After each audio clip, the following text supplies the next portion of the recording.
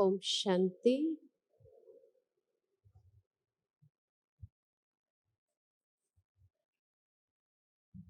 बाप दादा समय प्रति समय हम बच्चों को अपनी स्थिति को बनाने के लिए अटेंशन खिंचवाते रहते हैं और विशेष बाबा हर एक बच्चे को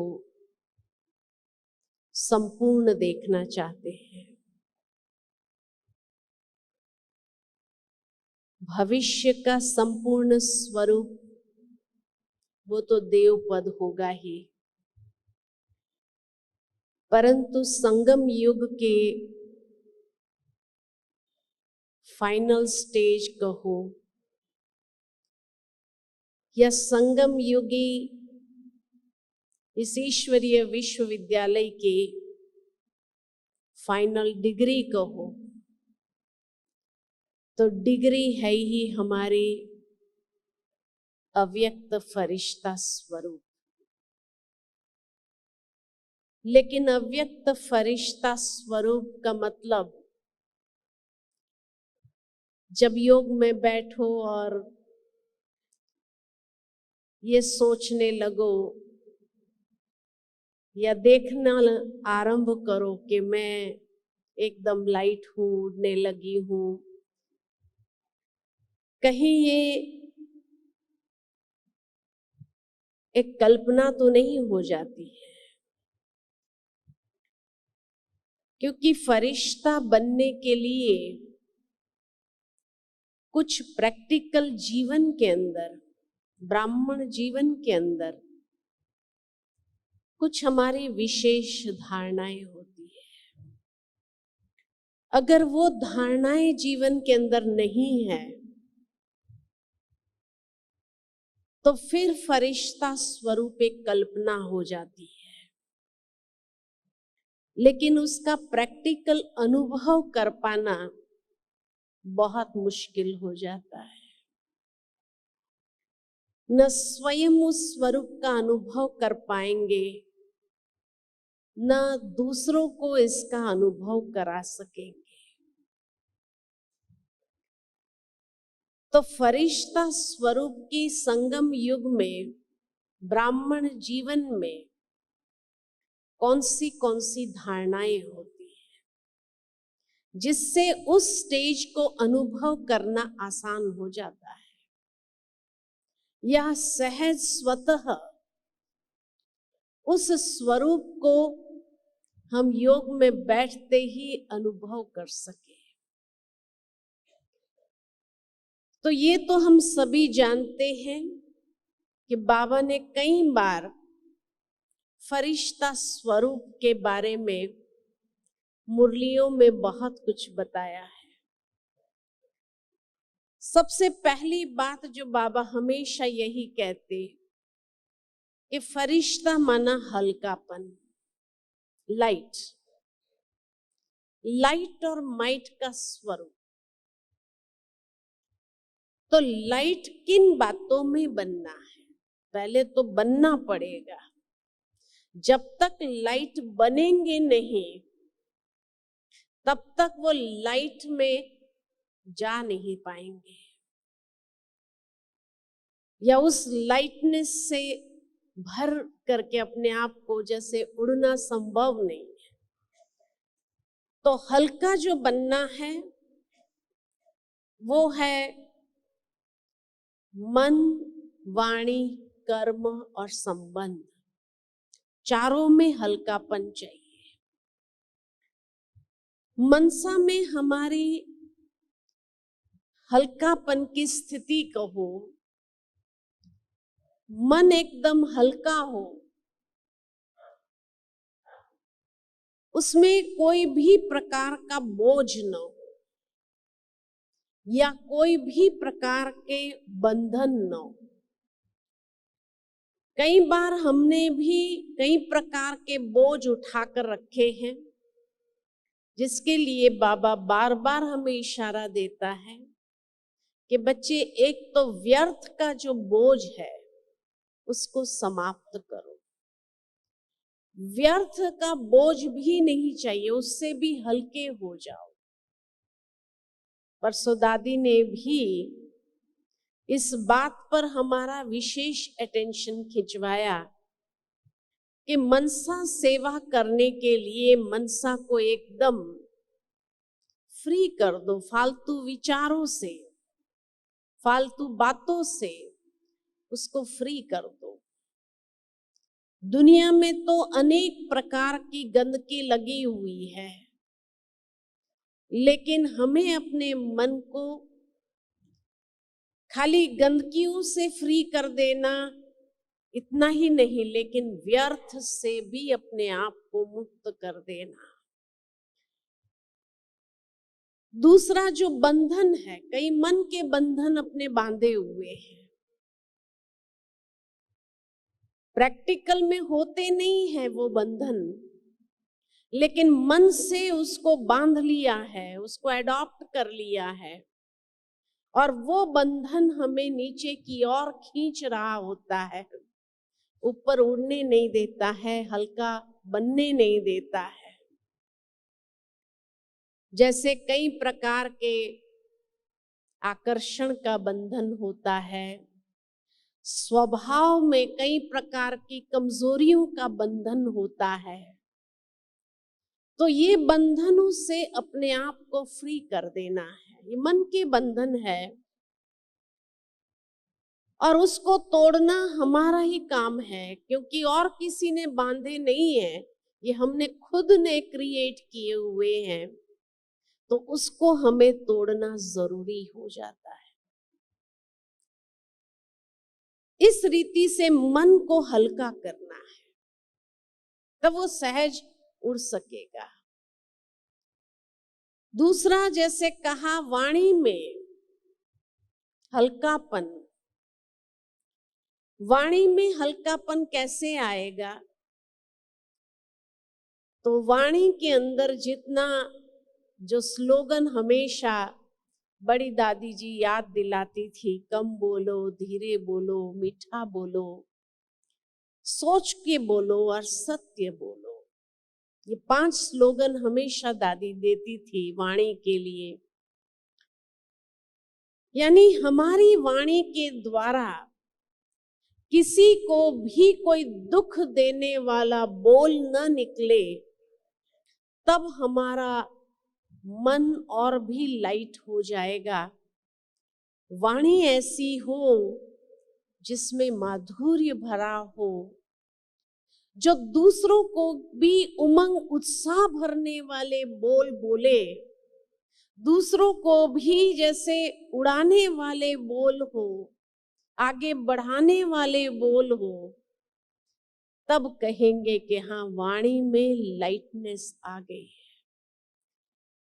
अगर हमारी वाणी से कुछ न कुछ ऐसे अयोग्य शब्द निकलते रहते हैं और उन अयोग्य शब्दों से हम कईयों को दुख पहुंचाते रहते हैं, तो ये लाइटनेस नहीं हुई, क्योंकि उनके जो वाइब्रेशंस है, दुख के वाइब्रेशंस, वो हमारी अवस्था को भी नीचे खींचने वाले बन जाएंगे।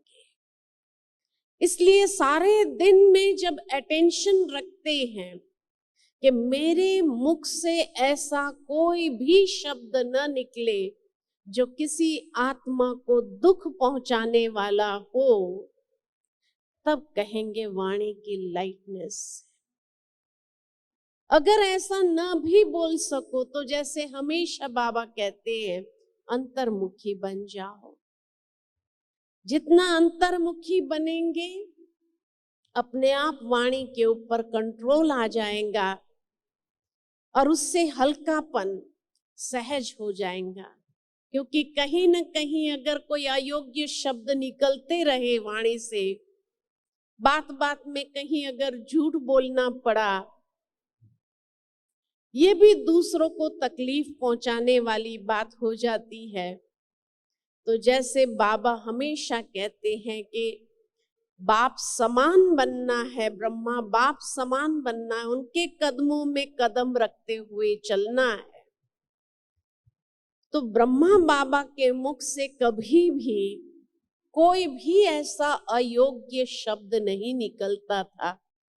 दूसरों को उन्नति कराने वाले बोल निकले, दूसरों के अंदर चेतना की जागृति दिलाने वाले बोल निकले।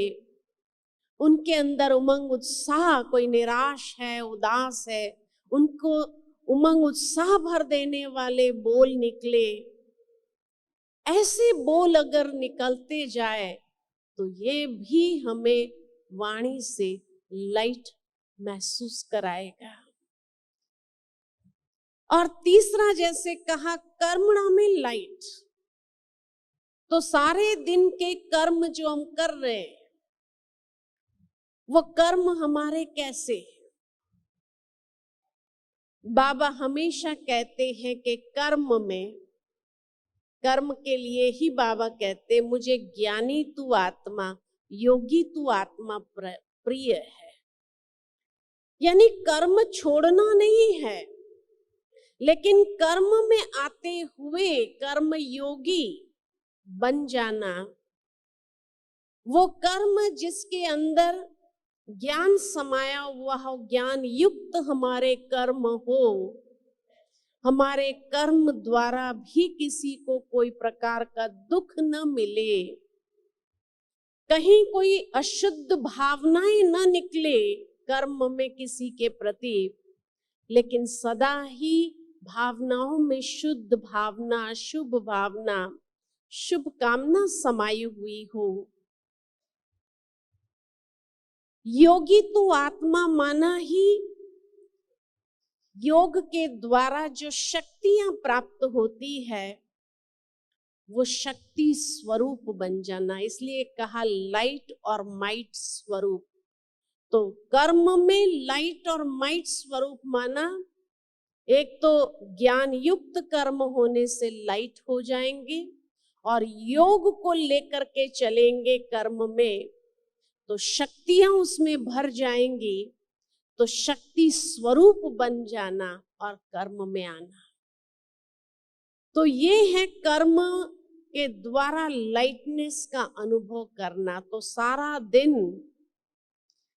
कर्म में जब आते हैं तो कर्म योगी बन करके कर्म करना, ये है लाइटनेस का आधार या लाइट माइट स्वरूप बनने की विधि। चौथी बात जब कहा बाबा ने कि संबंधों में हल्कापन, तो संबंधों में हल्कापन यानी कि जब भी हम संपर्क में आते हैं किसी के साथ में, तो उस संबंध में कोई टकराव न हो। और टकराव हमेशा होता ही है स्वभाव, संबंध में स्वभाव संस्कार आ जाता है। तो स्वभाव में कौन सी ऐसी बात ले आनी है जिससे संबंधों में हल्कापन आ जाए? तो बाबा हमेशा कहते हैं जितनी सरलता और सहजता, इजीनेस हो, कोई मेरे से भारी न हो, न मैं किसी से भारी हूं, लेकिन जहां सरलता और सहजता है स्वभाव के अंदर, तब संबंधों के अंदर लाइटनेस की फीलिंग होगी। साथ ही साथ एक फरिश्ते की पर्सनालिटी अगर यही डेवलप करनी है, तो जैसे हमेशा बाबा कहे उसके नैन चैन कैसे होंगे, उसका मस्तक में हमेशा जैसे आत्मिक स्मृति की मणि चमक रही हो, नैनों के द्वारा किसी को भी दिव्य दर्शन कराने वाला हो, तीनों लोकों का, तीनों कालों का दर्शन कराने वाले वो दिव्य नैन हो, तो ये जैसे एक योगी की पर्सनालिटी हो जाती है हल्कापन लाने के लिए। तो मन, वचन, कर्म और संबंध, स्वभाव, संस्कार, ये मेन धारणाएं हो यहाँ संगम युग में, ब्राह्मण जीवन में, तब जाकर के फरिश्ता बनना बहुत आसान हो जाता है। दूसरी बात, हमेशा बाबा फरिश्ते के लिए कहते हैं कि फरिश्ता वह जो सदा उड़ता रहे, जिसके पांव धरती पर न हो। तो कौन से पांव और कौन सी धरती? तो पांव है जिसको कहा जाता बुद्धि रूपी पांव, धरनी पर न हो। धरनी माना ये देह अभिमान की धरनी या देह भान की धरनी पर न हो। न्यारे और प्यारे, उपराम, जिसका इस दुनिया के अंदर बस एक ही रिश्ता हो कि सब बाबा के बच्चे हैं, और सब बाबा के बच्चे हैं तो सभी को उसी भाव से देखना, उसी भाव से उनके साथ कर्म में आना, कर्म करते हुए भी यही लाइटनेस रहे कि करण करावनहार बाबा करा रहा है, निमित्त भाव अपने अंदर धारण कर लेना। बुद्धि रूपी पांव, बुद्धि रूपी पांव इस धरनी पर न हो। अर्थात जैसे हमेशा दादी जानकी की ये बात याद आती है, दादी जानकी हमेशा अपने क्लास में ये 3 बातें अवश्य याद दिलाती है फरिश्ता स्थिति के लिए, कि जिसकी मन, बुद्धि और दिल साफ, यानी मन स्वच्छ हो, बुद्धि स्पष्ट हो और दिल साफ हो, तब बुद्धि रूपी पांव इस धरनी पर नहीं आएंगे। अगर मन के अंदर कोई भी प्रकार का व्यर्थ है तो ये भी अस्वच्छता मन के अंदर आ गई। तो ये अस्वच्छता मन के अंदर अभी नहीं होनी चाहिए। समय अनुसार बुद्धि के अंदर स्पष्टता, यानी कोई दुविधा न हो, ये करूं, ऐसा करूं, वैसा करूं, ये इसके साथ बात करूं, न करूं, इसको पूछूं, ये न पूछूं। माना भावार्थ जहां दुविधा है तो योग कहां से होगा? तो योग के लिए बेसिकली मन स्वच्छ, बुद्धि स्पष्ट और दिल साफ। दिल में किसी के प्रति भी कोई प्रकार की नफरत की भावना न हो, अशुद्ध भावनाएं न हो, लेकिन हमेशा दिल हर एक के प्रति एकदम साफ आईने की तरह हो जाए, यानी जिसको कहा जाए ट्रांसपेरेंसी। जब मन, बुद्धि और दिल साफ है, स्वच्छ, स्पष्ट और साफ है, तो पूरी पर्सनालिटी एक ट्रांसपेरेंसी वाली बन जाती है, ट्रांसपेरेंट हो जाते। और यही तो फरिश्ता है। फरिश्ता माना ही अंदर बाहर साफ, अंदर कुछ बाहर कुछ, भावनाओं में कुछ, चेहरे पर कुछ, वाणी में कुछ, ये फरिश्ता नहीं हो सकता है। अगर ये चीज अभी भी हमारी पर्सनालिटी के अंदर है तो बुद्धि रूपी पांव उड़ नहीं सकते हैं, डिटैच नहीं हो सकते हैं, उपराम नहीं हो सकते हैं। फरिश्ता स्थिति तो बहुत दूर की बात हो जाती है। तो चैतन्य फरिश्ता स्वरूप बनना तो यही है ना।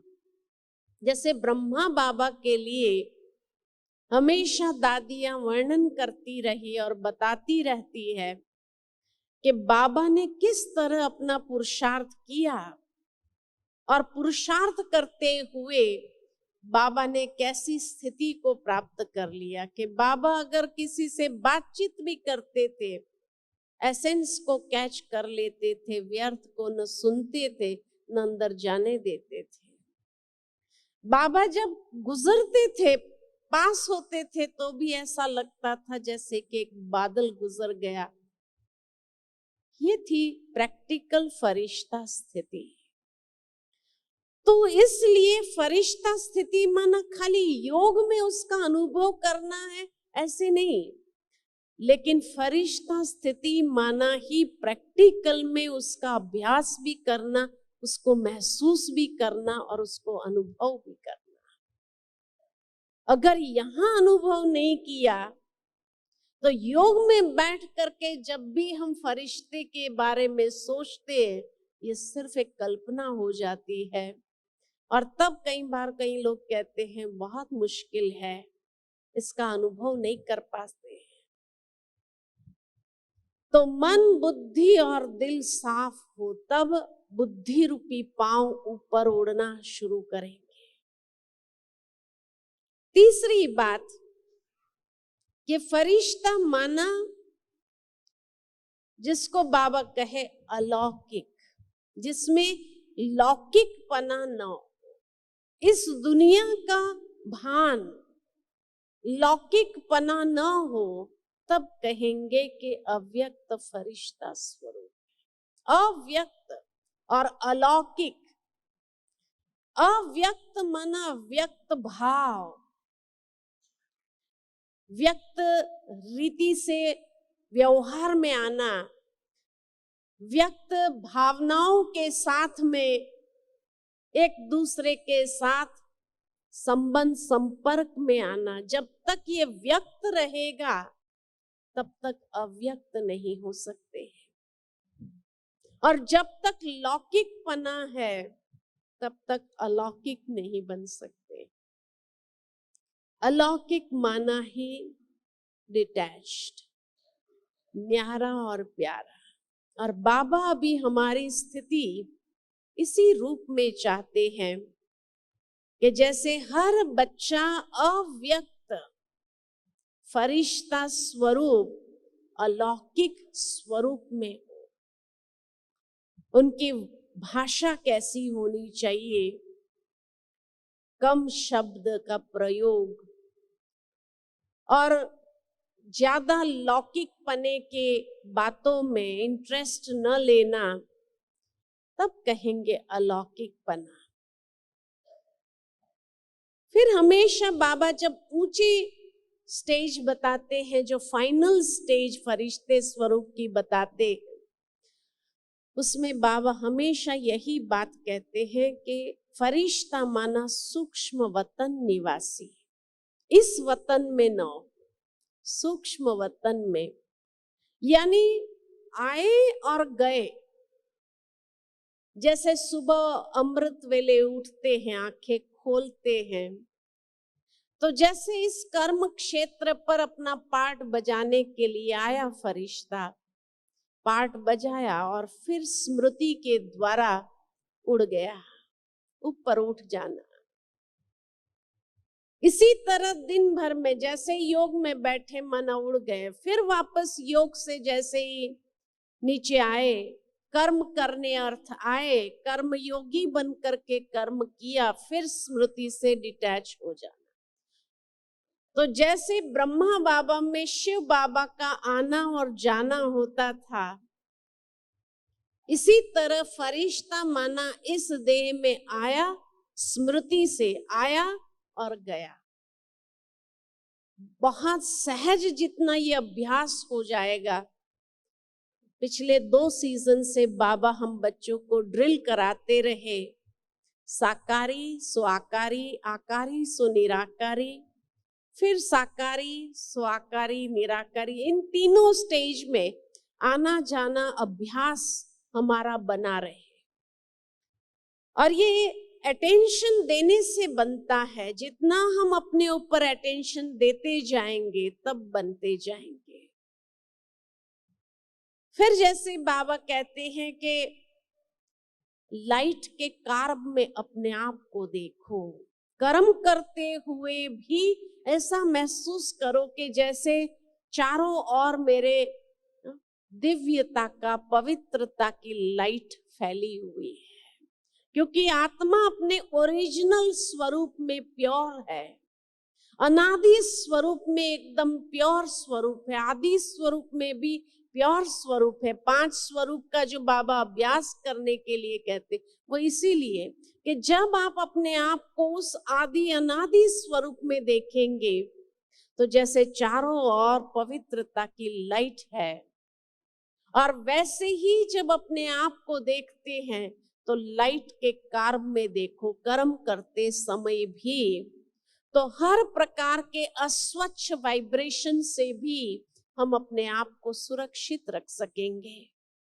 महसूस होगा कि कोई भी अशुद्ध वाइब्रेशन मुझे टच नहीं कर सकता है, लेकिन जैसे वो अगर आए भी तो ये लाइट का कार्ब जो है हमने अपने आसपास जो क्रिएट किया है, अमृत वेले जब बाबा को याद करने बैठते तभी ये लाइट का कार्ब धारण कर लेवे, और जैसे ही उसको धारण कर लेंगे तो कोई भी अशुद्ध वाइब्रेशन, नेगेटिव वाइब्रेशन अगर आता भी है तो वो अंदर प्रवेश न कर सके, ऐसा ये कवच का कार्य करे।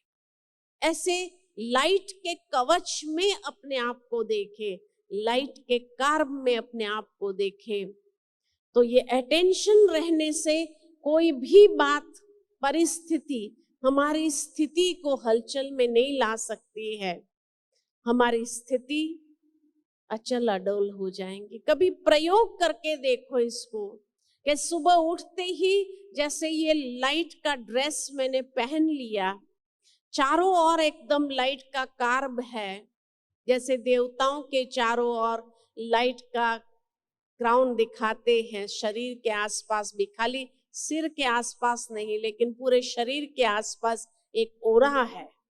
और उस ओरा में जब अपने आप को देखते हैं और उस ओरा में रहते हुए कर्म करें हम, तो हमारे कर्म में कभी भी कोई कर्म हमें न बंधन में बांधेगा न खींचेगा अपनी तरफ, न हमारा कोई हिसाब किताब बनेगा किसी के साथ। वो कर्म नेचुरल हमें कर्मातीत बनाने के लिए निमित्त बन जाएगा। कर्म किया, निमित्त भाव से वो कर्म किया, उसमें कोई भी प्रकार की फल की इच्छा नहीं रहती है कि मुझे ये मिले, इसका रिटर्न मिले, ये भी नहीं रहता है। तो उस स्थिति से भी उपराम हो जाए। कभी एक दिन सारा दिन उसका अभ्यास करते हुए चले और देखो उसका अनुभव क्या होता है। जैसे आज बाबा के वरदान में या स्लोगन में ये बात थी कि रूहे गुलाब, और रूहे गुलाब माना वो अपने सुगंध, खुशबू चारों ओर फैलाता है। तो जब हम इस लाइट के कार्ब में रह करके, उस लाइट की ड्रेस में जैसे अवतरित हो करके कर्म में आए, तो महसूस कर पाएंगे कि जैसे अपने गुणों की खुशबू कर्म द्वारा सहज स्वतः हम बिखेर रहे हैं अपने चारों ओर। तो लाइट का कार्य, उसी के लिए बाबा की कई मुरलियां हमने सुनी है जिसमें बाबा ने ये कहा कि बच्चे अगर योग में बैठते समय भी जब अव्यक्त फरिश्ता बन जाना है तो जैसे अंतवाहक शरीर को धारण कर लो। और फ्लाइंग सॉसर्स जैसे होती थी, बातें नहीं कहते थे कि दूसरे ग्रहों से जब लोग आए तो कहते हैं कि फ्लाइंग सॉसर्स में लोगों की कल्पनाएं थी। भावार्थ है कि एक अंतवाहक शरीर, अंतवाहक शरीर यानी जहां मन स्वच्छ और बुद्धि स्पष्ट है, तो यही अंतवाहक बन जाता है। एक वाहन बन करके हमें जैसे उड़ाने के लिए निमित्त बन जाता है और सूक्ष्म वतन की सैर कराने के लिए निमित्त बन जाता है। कल कई लोगों ने ये प्रश्न पूछा और आज भी यहाँ आते आते मुझे ये प्रश्न मिला कि परसों कई लोगों ने पहली बार देखा बड़ी दादी जी का आवाहन गुलजार दादी के तन में, और कई भाई बहनों के अंदर ये प्रश्न उठा कि कैसे आए दादी, और जहां दादी ने जन्म लिया है वहां क्या हुआ होगा। कई प्रकार के प्रश्न आए। तो इस बात को स्पष्ट करने के लिए कहा गया, इसीलिए ये बात को मैं स्पष्ट कर देती हूँ कि बड़ी दादी जी तो संपूर्ण अव्यक्त फरिश्ता स्वरूप तो बन ही गई थी यहाँ साकार में। और इसीलिए जैसे बाबा ने कहा कि जहाँ उसने जन्म लिया है वहां भी बहुत एक भक्त परिवार के अंदर है, परंतु जब दादी जी यहाँ आती है तो इसका मतलब ये नहीं होता है कि वहां से आत्मा निकल करके आ जाती है। नहीं, वो बच्चा वहां सो जाता है, उस वक्त गहरी नींद में चला जाता है, और इस तरह से गहरी नींद में वो सो जाता है। इसीलिए कल परसों कहा भी गया कि संडे का दिन था तो बच्चा सो गया होगा आराम से, है ना। तो वो बच्चा बहुत गहरी नींद में जैसे सो गया होगा। कई बार ऐसे होता है, बच्चे जल्दी उठ जाते हैं और फिर 11-12 बजे के करीबन उनको जैसे नींद आती है तो सो जाते हैं। तो उस समय वो बच्चा वहां सो जाता है, और तब बाबा उस आत्मा के संस्कार को वतन में इमर्ज करते हैं। जैसे बाबा ने कहा, बाबा ने नहीं, दादी ने कहा कि हम अमृत वेले भी रोज चक्कर लगाने जाते हैं, बाबा बुलाते हैं, लेकिन जब वतन में बुलाते हैं बाबा तो संगम युग के संस्कारों से जाते हैं। तो जो संगम युग की ड्रेस होती है, ये ड्रेस माना ये शरीर, ये आकृति, तो उस ड्रेस में बाबा इमर्ज करता है। तो वो आत्मा सो गई, तो जैसे कोई व्यक्ति डीप स्लीप में चला जाता है, गहरी नींद में चला जाता है, तो उस समय वो अंतवाह के मन उनका स्वच्छ होने कारण, बुद्धि बहुत क्लियर होने कारण यही एक वाहन बन जाता है, और वतन में बाबा उसके संस्कारों को संगम युगी ड्रेस में इमर्ज करता है।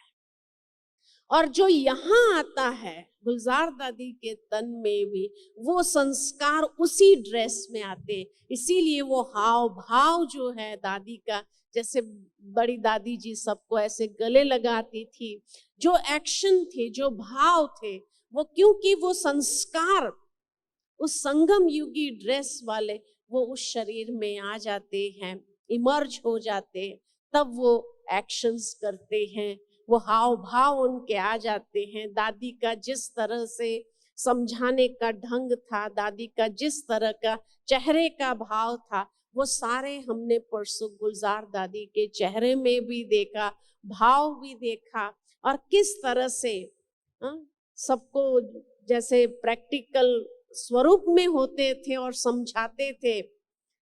याद आता है मुझे हमेशा बड़ी दादी जी जब यज्ञ निवासियों से बैठते थे, क्लास कराते थे समर्पित भाई बहनों को, तो दादी जी की ये बहुत जैसे ध्यान खिंचवाने की बात रहती थी कि अभी यज्ञ के अंदर इकोनॉमी से चलो, और इकोनॉमी से चलने के लिए और एक नामी बनने के लिए जैसे विशेष अटेंशन खिंचवाती थी। भावार्थ ये कि वही हाव भाव दादी जो कहती थी, इस तरह से दादी की अंगुली होकर के दादी कहती थी एक इकोनॉमी और एक नामी बन करके, तो वही संस्कार, वो संस्कार इमर्ज हो जाते। तो वहां वो बच्चा सो गया, और सो करके वो आत्मा के संस्कार बाबा ने वतन में इमर्ज किया, और वतन से उस ड्रेस में बाबा ने उसको यहाँ पर भेजा। इसीलिए दादी जी का मिलन हम लोग संभव कर सके, और ये बहुत स्पष्ट अनुभव होता है ना। तो ये बात मैं समझती हूँ कि अब तो क्लियर हो गई होंगी कि कोई आत्मा निकल करके नहीं आती है, क्योंकि कई लोगों को ये लगता था कि आत्मा अगर निकल करके आ जाए तो वहां तो वो बच्चा मर गया होगा। मर नहीं जाता है, उस डीप स्लीप में चला जाता है, बहुत गहरी नींद में, जो उसको भी पता नहीं चलता है कि कहाँ वो जाकर के आया, वो संस्कार बाबा ने किस तरह उसको, इसलिए उसको स्मृति में भी नहीं आता है। इतनी गहरी नींद में वो चला जाता है कि उसको स्मृति से भी परे हो जाता कि मैं कहाँ हो करके आया हूँ। तो ये बात उसको याद भी नहीं रहती। उठने के बाद उसको बहुत फ्रेश महसूस होगा, क्योंकि यहाँ से मिलन मना करके गए तो एक संगम युग की जो खुशी होती है वो अलग होती है। तो उठने के बाद एक फ्रेशनेस, एक जैसे बहुत सुख का अनुभव लिया हो, इस तरह का अनुभव वो वहां पर उठने के बाद करता है। लेकिन उसको याद नहीं आता है कि वो कहाँ जाकर के आया, क्योंकि वो संस्कार वापस बाबा उसका मर्ज करके फिर उसको वापस भेज देते हैं। तो ये संस्कार इमर्ज होने की बात है, कोई आत्मा शरीर से निकलने वाली बात नहीं होती है। तो मैं समझती हूँ ये बात तो क्लियर हो गई होंगी।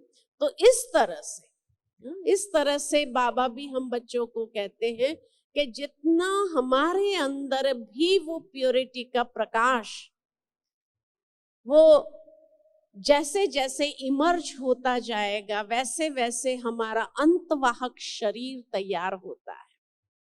और जिस तरह ब्रह्मा बाबा ने जो पुरुषार्थ किया, तो ब्रह्मा बाबा को जब ये पता चला कि मेरा ही संपूर्ण फरिश्ता स्वरूप वतन में है और ये पुरुषार्थी स्वरूप है, तो ये पुरुषार्थी स्वरूप को जाकर उस स्वरूप में मर्ज हो जाना है।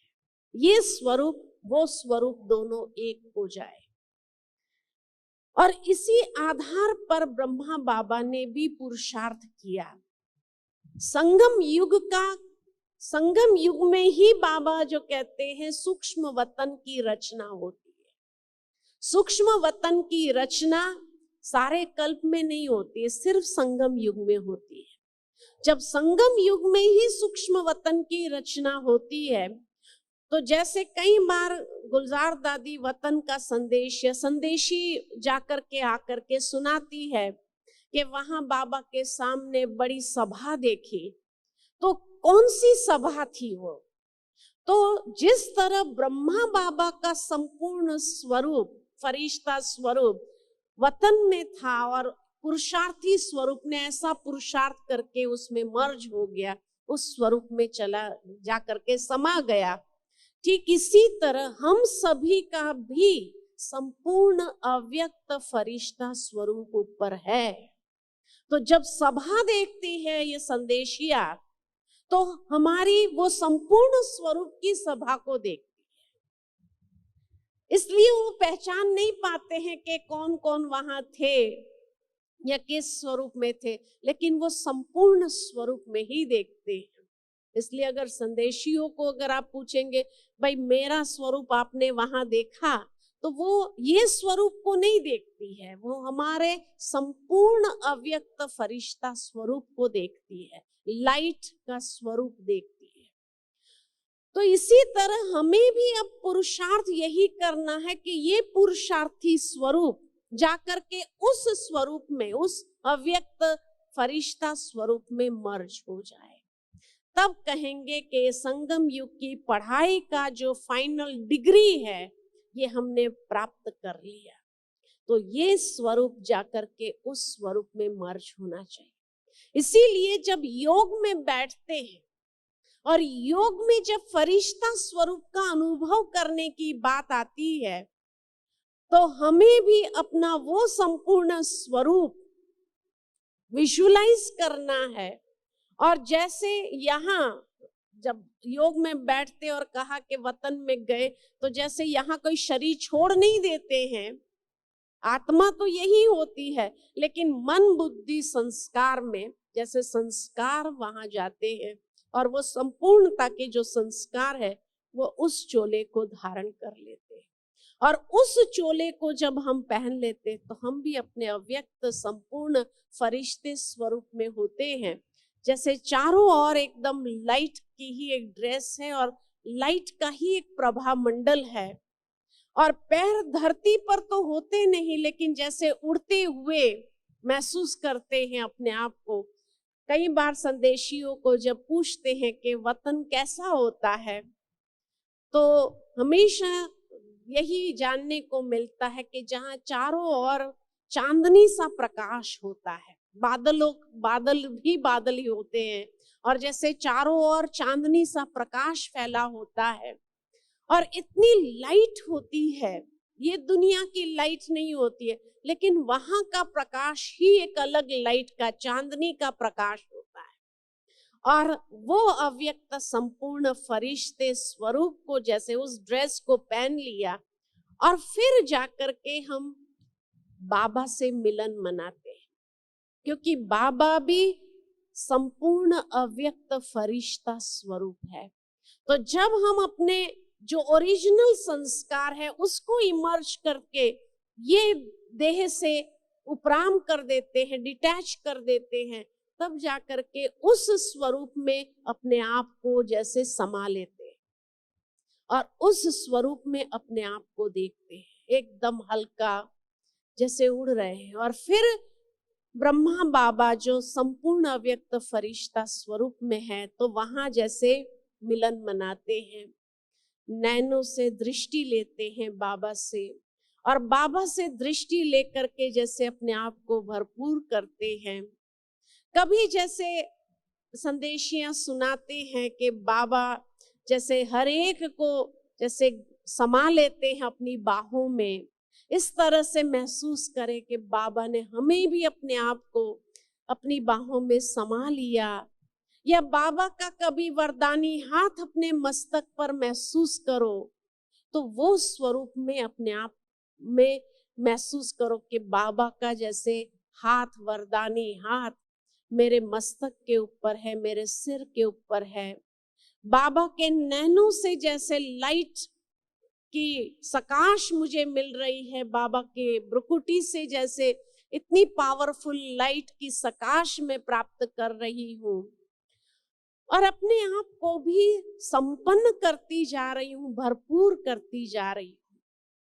जब सकाश की बात आती है कि बाबा से सकाश लेके आना, तो सकाश का मतलब क्या होता है कि दादी की, गुलजार दादी ने अपने क्लास में बहुत सुंदर बात बताई थी, टीचर्स का क्लास था तभी, कि सकाश में जैसे 7 रंग होते हैं, जैसे सफेद लाइट में 7 रंग होते हैं, तो सकाश माना जैसे 7 रंगों से भरपूर। तो वो 7 रंग कौन से हैं? तो एक है जिसमें सर्व वरदान स्वरूप, जैसे वरदान प्राप्त हो रहे हैं। एक है जिसमें सर्व प्राप्ति स्वरूप, जैसे सारी प्राप्तियां, सर्व शक्तियां, सर्व गुण,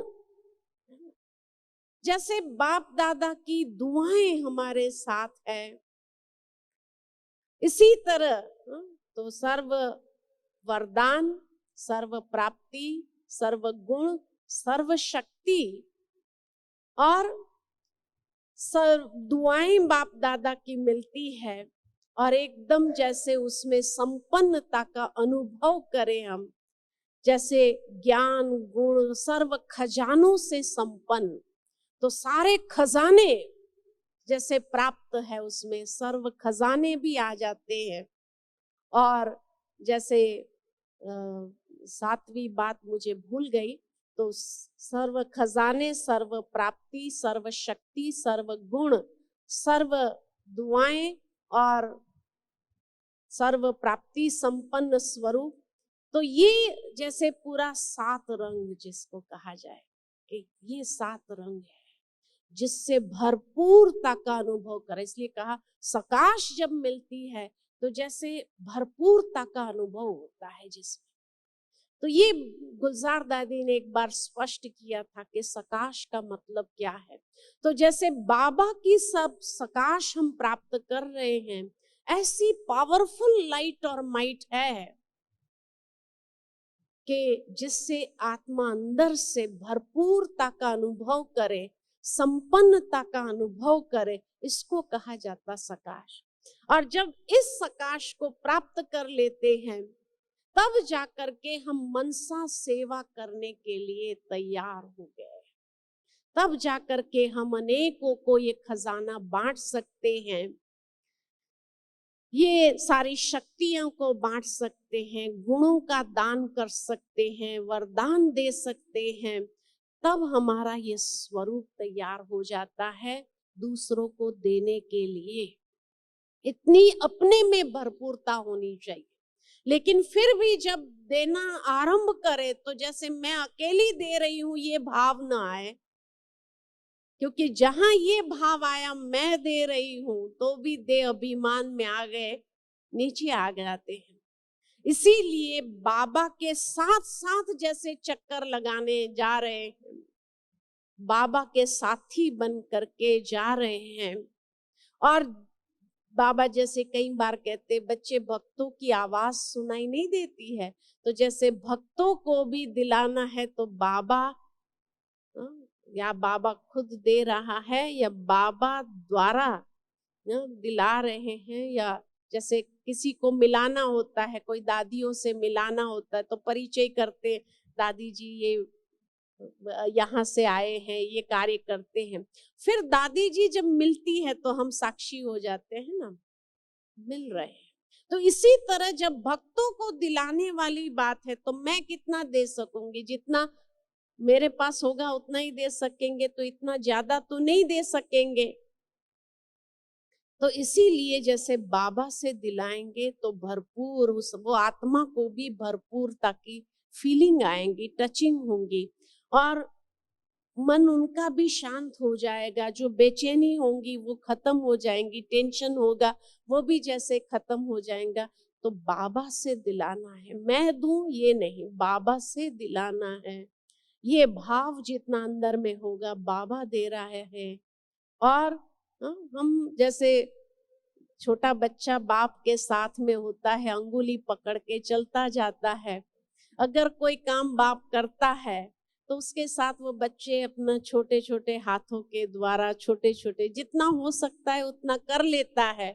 तो इसी तरह बाबा के साथी बन करके हम जैसे देते जाए, थोड़ा थोड़ा दे सकते हैं, लेकिन फिर भी मैं दे रही हूँ ये भाव अंदर में नहीं आना चाहिए।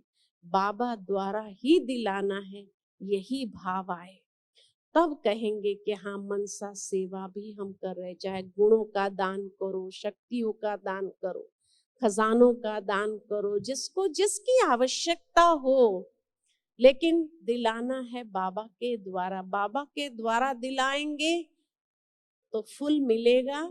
खुद देने का प्रयत्न करेंगे तो जल्दी खालीपन का भी अनुभव हो जाएगा, जैसे खाली हो गए ऐसा महसूस होगा, दे दिया। या बीच बीच में मन भटकना भी चालू कर देगा आदत के प्रमाण। बाबा के साथ रहेगा तो बाबा की छत्र छाया में रहेगा, ऐसा महसूस होगा कि उस छत्र छाया में हम सुरक्षित है, उस छत्र छाया से निकलते नहीं हैं।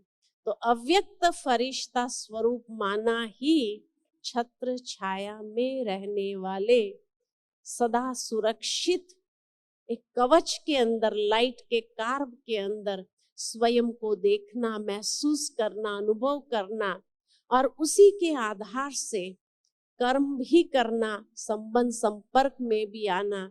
लेकिन जैसे कहा बेसिक दिनचर्या के अंदर जब ये ध्यान रहेगा, जो बेसिक धारणा की बात बताई वो अगर रहेगी, तो फिर जब योग में बैठेंगे तो सहज उड़ने का अनुभव कर पाएंगे, या दिन भर में भी आना जाना भी सहज हो पाएगा।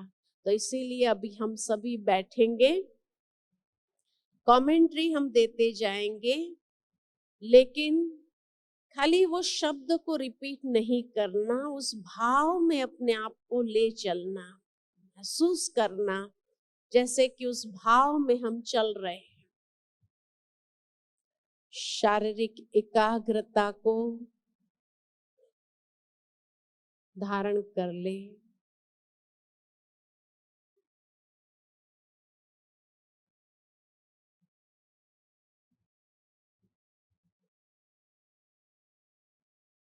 और अपने मन को बाह्य सभी बातों से समेट लेते हैं।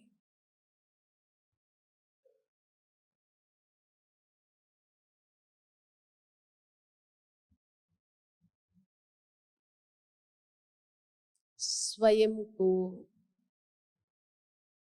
आत्म भाव में स्थित कर लेते हैं।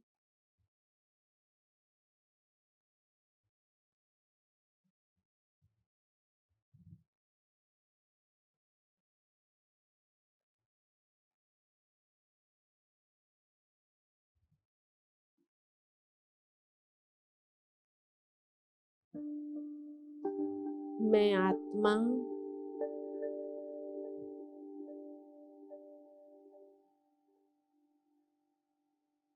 इस देह रूपी धरनी को धीरे धीरे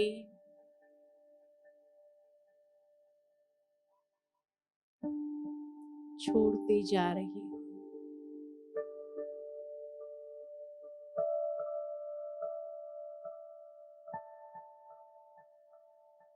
एक ही दृढ़ संकल्प में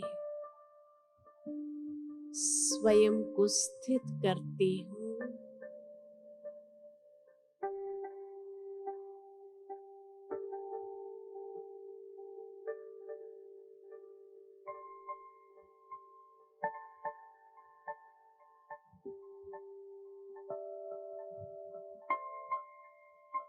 कि मुझे संगम युग की डिग्री अपने संपूर्ण अव्यक्त फरिश्ता स्वरूप को अनुभव करना है।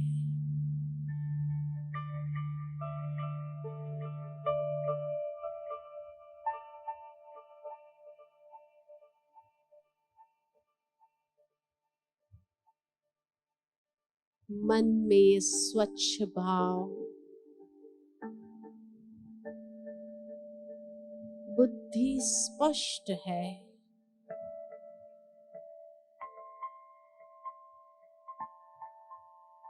और दिल साफ है।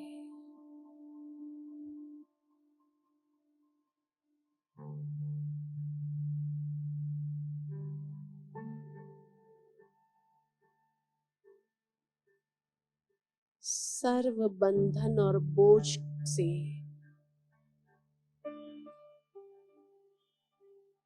मैं अपने मन और बुद्धि से ऊपर उठ जाती हूँ।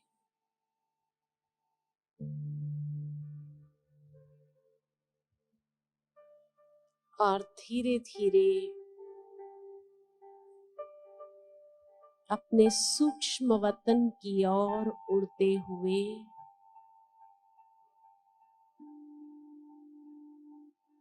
सूक्ष्म वतन में, जहाँ चारों ओर चांदनी सा प्रकाश फैला हुआ है,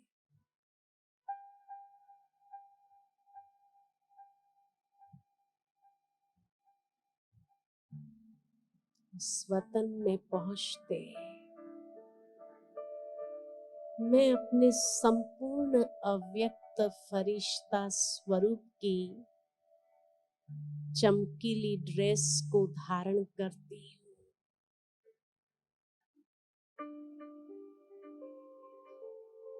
कितना दिव्य अलौकिक स्वरूप है ये।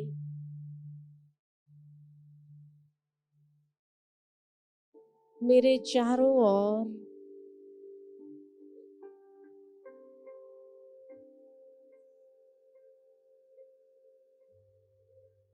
पवित्रता का प्रकाश फैला हुआ है।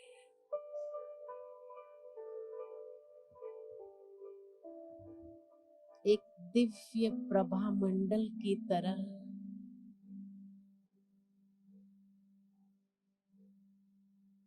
कितना हल्कापन है।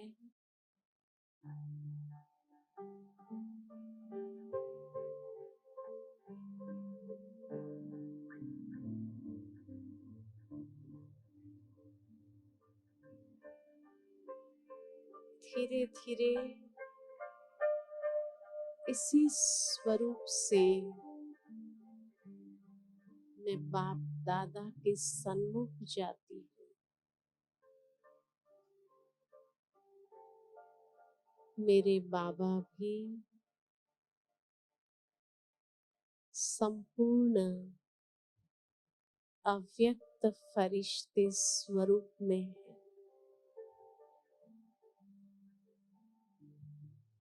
कितना लाइट का प्रकाश चारों ओर फैला हुआ है।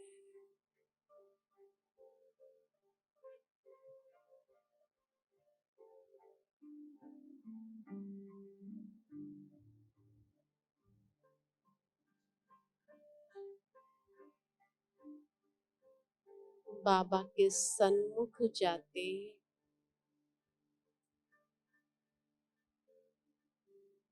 बाबा से पावरफुल दृष्टि प्राप्त करती है।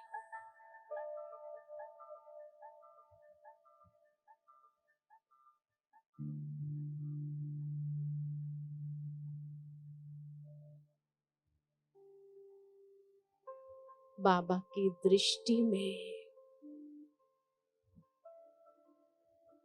कितना असीम प्यार समाया हुआ है।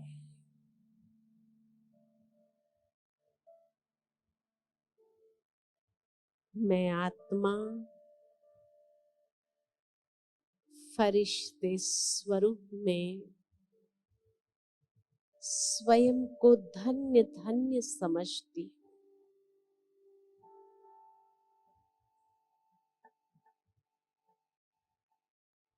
कि मैं बाप दादा के असीम प्यार की पात्र आत्मा बन गई।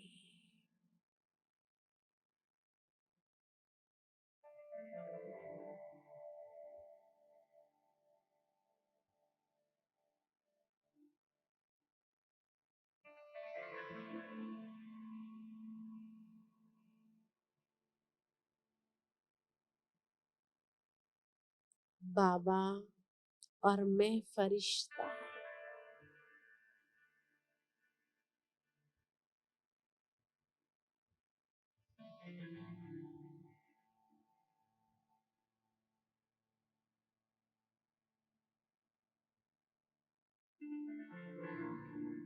इस नैन मिलन के बाद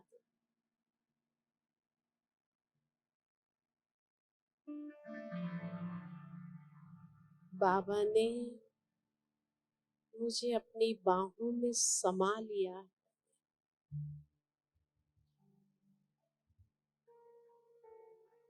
जैसे अति इंद्रिय सुख का अनुभव कर रही।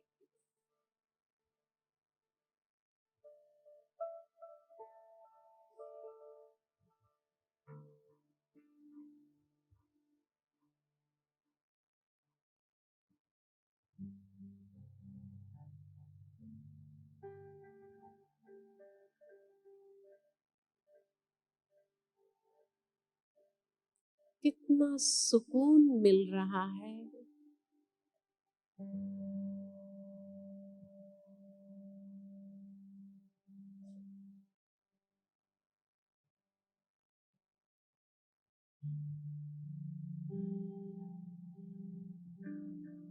कितनी अलौकिकता का अनुभव हो रहा है।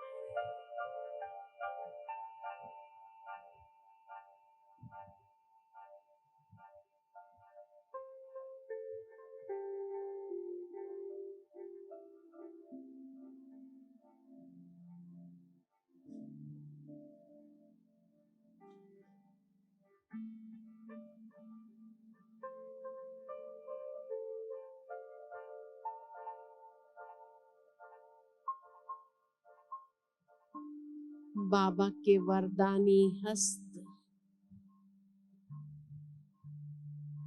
मैं स्वयं पर अनुभव कर रही हूँ।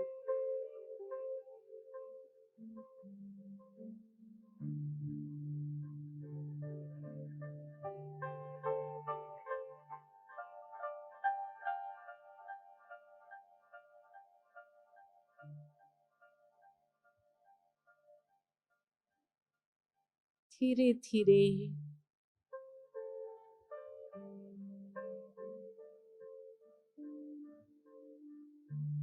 एक बहुत सुंदर स्थान पर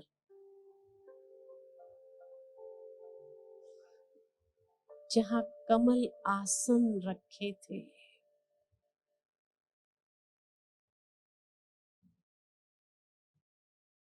मैं स्वयं को उस कमल आसन पर विराजित करती हूँ।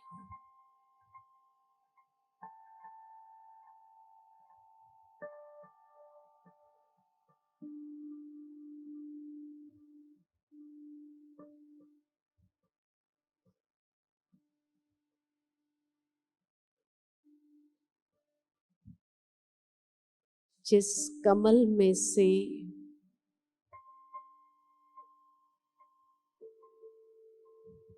अनेक रंग बिरंगी लाइट्स निकल रही है,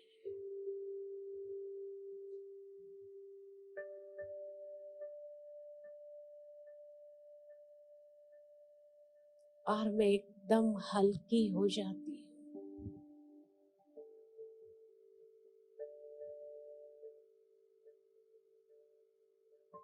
कितना हल्कापन,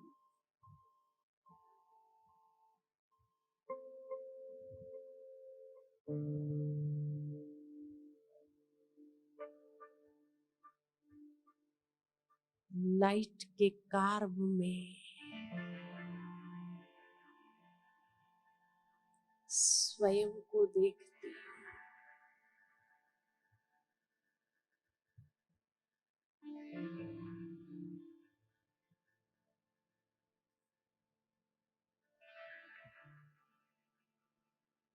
बाबा भी सामने कमल आसन पर विराजित।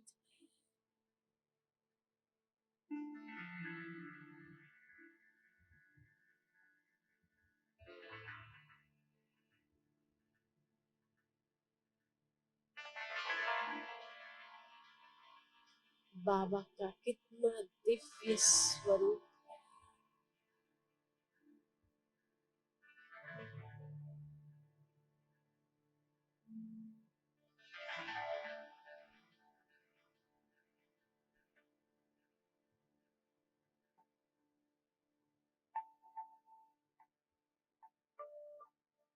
जैसे जैसे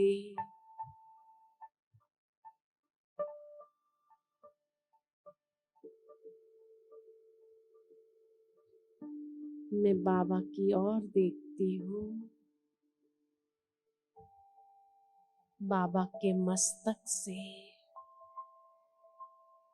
पावरफुल सकाश की किरणें मैं स्वयं में महसूस कर रही हूँ।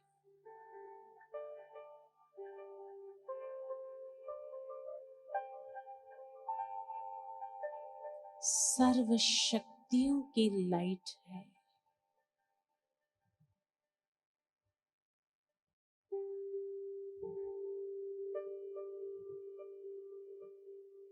बाबा के सकाश में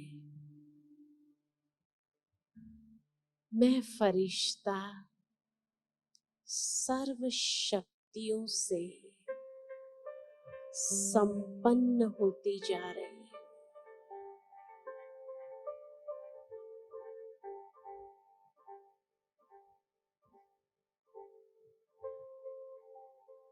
दुआओं से भरपूर होती जा रही है।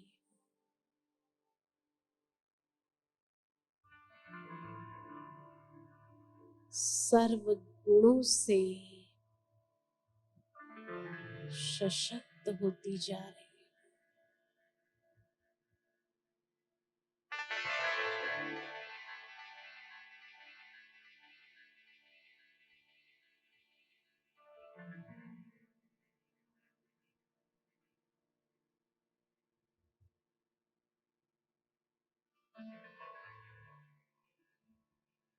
सर्व खजानों में संपन्न अनुभव कर रही है।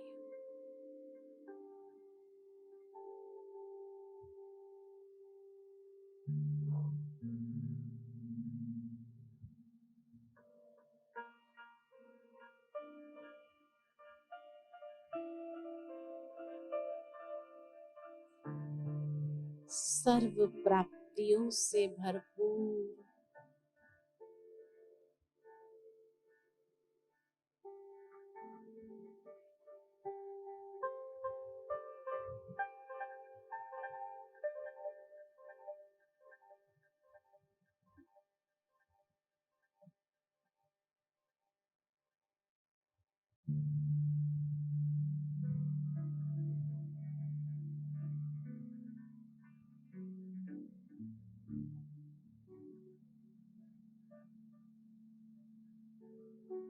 सर्व वरदानों की पात्र आत्मा बनती जाए।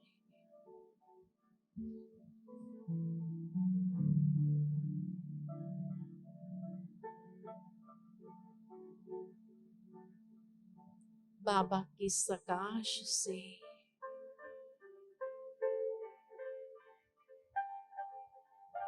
मैं संपन्नता का अनुभव कर रही हूँ।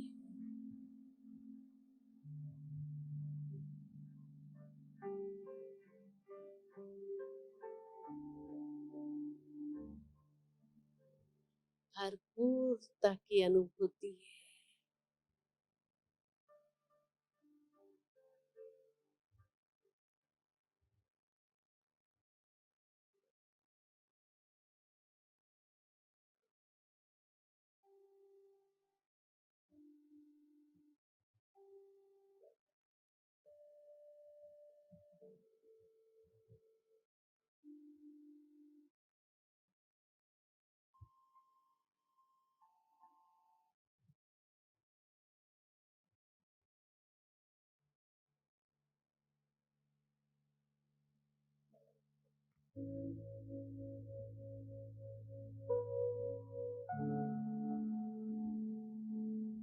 बाबा की सकाश में अप्राप्त नहीं कोई चीज।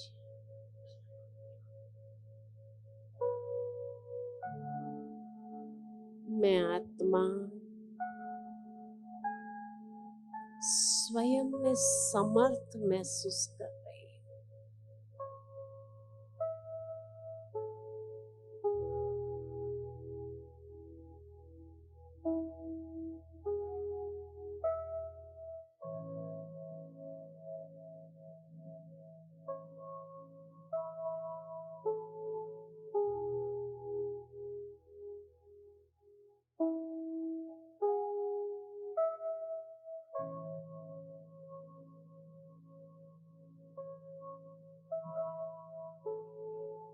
कितना सुंदर अनुभव है।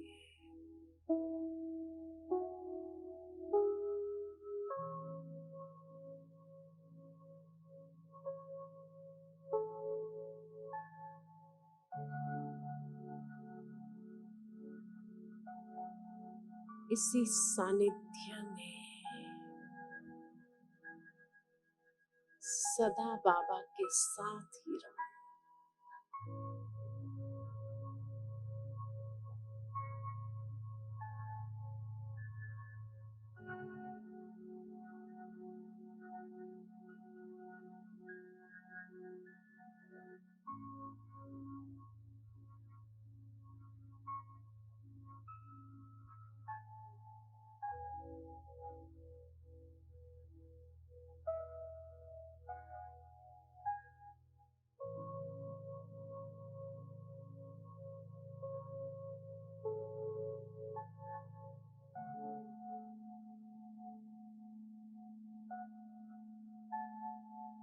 अब इस नमः शाम के समय अव्यक्त बाबा के साथ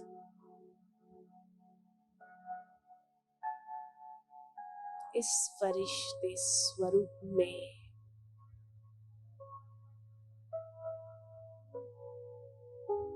भ्रमण पर निकलते हैं।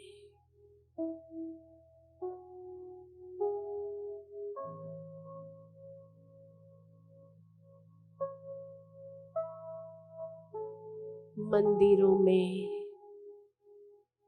कई भक्तों की पुकार सुनने में आ रही है।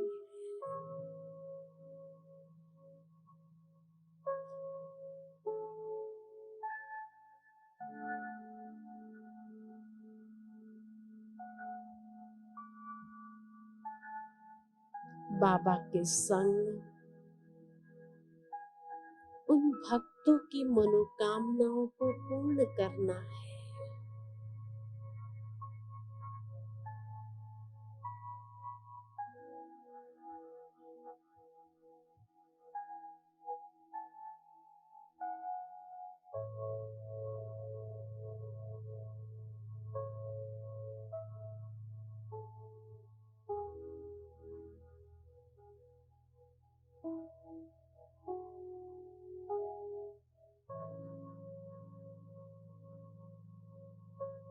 इस अव्यक्त फरिश्ता स्वरूप के द्वारा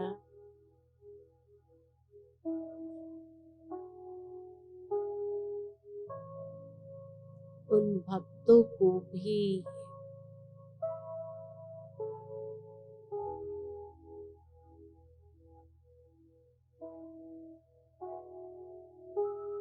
परमात्मा दर्शन हो।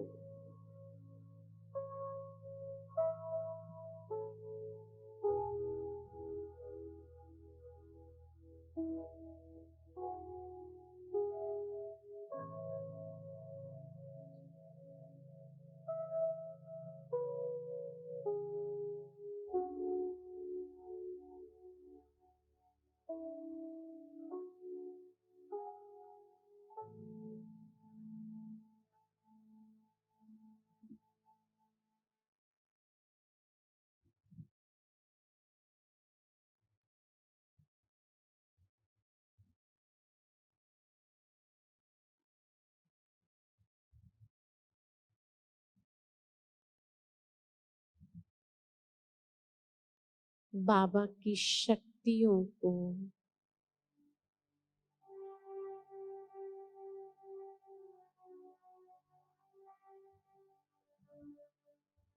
अनुभव करें।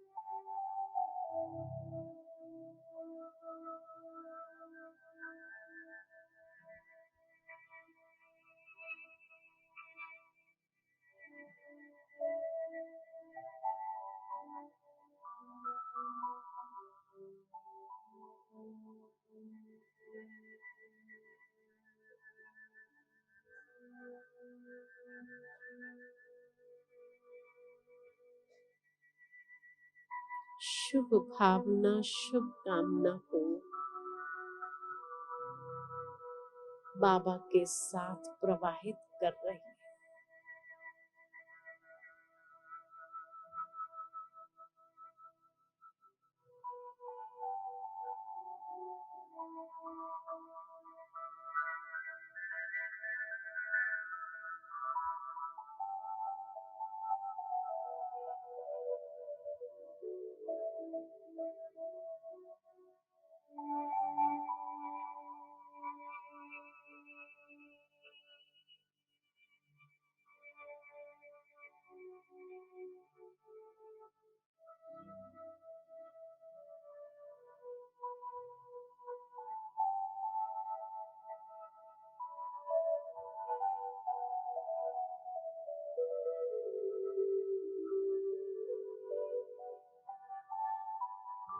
कई स्थानों पर अनेक भक्तों की मनोकामनाओं को पूर्ण कराने में बाबा के साथ साथ स्वयं को देखती हूँ।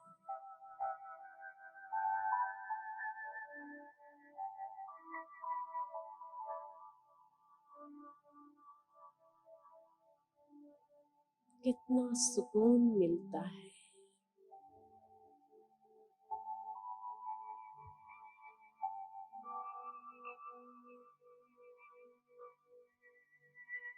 ये दान करने में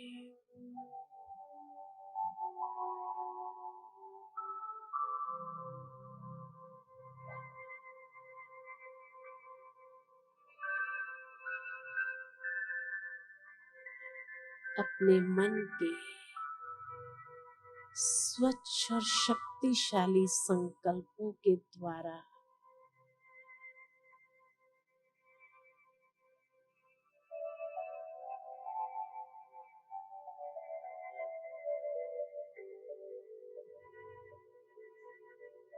परमात्म शुभ भावना को अनुभव करवाती है।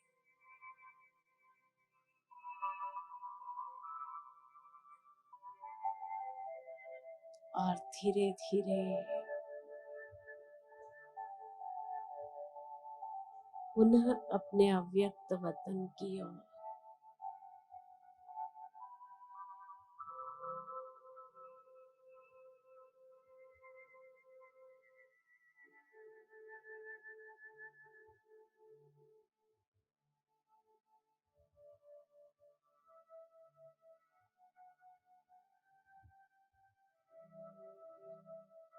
बाबा के सानिध्य में इस भरपूरता के अनुभव के साथ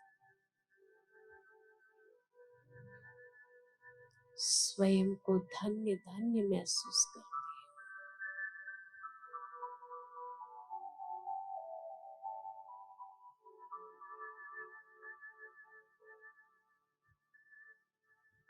और अपने साकार वतन की ओर